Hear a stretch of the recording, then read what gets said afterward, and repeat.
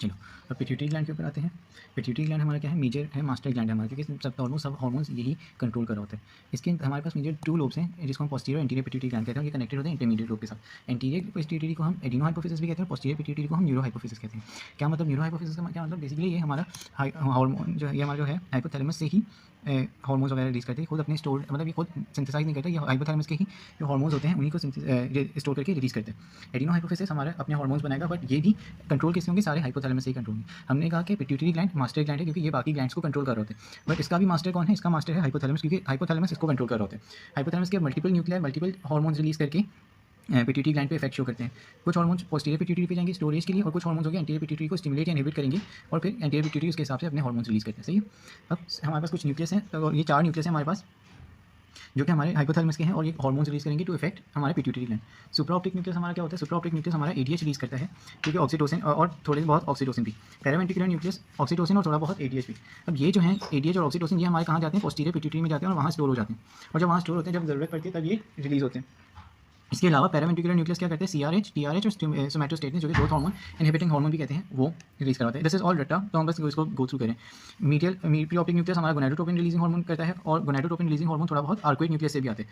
आर्कोइड nucleus इसके अलावा क्या करते हैं, ग्रोथ हार्मोन रिलीजिंग हार्मोन और डोपामिन रिलीज करते हैं। डोपामिन को हम प्रोलैक्टिन इनहिबिटिंग फैक्टर भी कहते हैं। ठीक। एंटीरियर पिट्यूटरी का थोड़ा इन्होंने अभी बताया हुआ। एंटीरियर पिट्यूटरी क्या है, मास्टर ग्लैंड है एज वी सेड।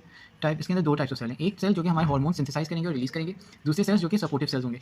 तो trophic cells are hormone releasing cells, और फॉलिक्यूल स्टिमुलेट सेल्स आर हमारे सपोर्टिव सेल्स।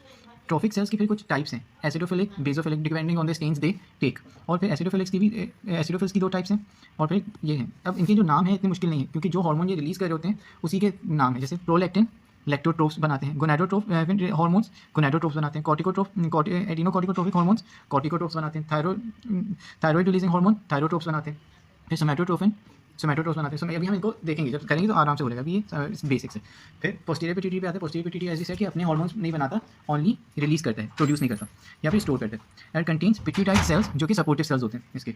अब कंट्रोल कैसे कर रहे हैं, हमने ये तो देखा कि ये वाला हाइपोथैलेमस ये हार्मोन्स रिलीज करता है। ये हार्मोन्स पिट्यूटरी पे कैसे इफेक्ट करते हैं, अगर इसको देखते हैं। देखो, हमने क्या कहा, हाइपोथैलेमस बेसिकली पिट्यूटरी को इफेक्ट करते हैं। सही है। ऊपर जो हमने देखे थे वो कौन से थे, हाइपोथैलेमस के हार्मोन्स थे। अब वो हार्मोन्स पिट्यूटरी पे कैसे इफेक्ट करते हैं, अब इसको हम देखते हैं। गोनाडोट्रोपिन रिलीजिंग हार्मोन एलएच और एफएसएच पिट्यूटरी को स्टिमुलेट करते हैं to produce LH and FSH. Thyrotropin releasing hormone stimulates pituitary to produce thyroid stimulating hormone. फिर ये वाला थोड़ा बहुत प्रोलैक्टिन को भी स्टिमुलेट करता है, प्रोलैक्टिन की सिक्रीशन को। Dopamine which is prolactin inhibiting factor, तो ये क्या करेगा, प्रोलैक्टिन की सिक्रीशन को इनहिबिट करेगा। और वैसे ही जैसे हमारे पास इनहिबिटिंग ये डोपामिन है, वैसे ही सोमैटोस्टैटिन क्या करते हैं, ग्रोथ हार्मोन की सिक्रीशन को इनहिबिट करते हैं। बट हाइपोथैलेमस एक ग्रोथ हार्मोन रिलीजिंग हार्मोन या ग्रोथ हार्मोन स्टिमुलेटिंग हार्मोन भी रिलीज करते हैं। तो वो एक जगह से इसको स्टिमुलेशन होगी, एक जगह से इनहिबिशन होगी, depending on the condition human body की जो जरूरत हुई। और फिर हमारा आखिरी 3 है, कॉर्टिकोट्रोपिन रिलीजिंग हार्मोन, जो कि एसिटाइलकोलाइन है, एसीटीएच रिलीज करवाता है पिट्यूटरी ग्लैंड से। और ये हमारे सारे कौन से थे, ये सारे हैं हमारे एंटीरियर पिट्यूटरी ग्लैंड के हार्मोन्स। सही। पोस्टीरियर पिट्यूटरी ग्लैंड के हार्मोन्स जो कि रिलीज करते हैं, वो सिर्फ बनाता नहीं है, रिलीज करता है कौन कौन से, एडीएच और ऑक्सीटोसिन। हाइपोथैलेमस से जाते हैं और पोस्टीरियर पिट्यूटरी में वो स्टोर हो जाते हैं। सही। ये हमारे पोस्टीरियर पिट्यूटरी का इतना ही है, इतना मेजर नहीं है, बेसिक्स ही थी। हम अब इनको इनके हार्मोन्स देखेंगे one by one. Posterior pituitary के कौन कौन से हार्मोन्स थे, जैसे स्टार्ट करेंगे हम पोस्टीरियर पिट्यूटरी के हार्मोन से। सही है। फिर हम एंटीरियर पिट्यूटरी के हार्मोन्स, या फिर जो कि ये जो हार्मोन्स जिस जगह पे एक्ट करें उसको देखेंगे। सही है।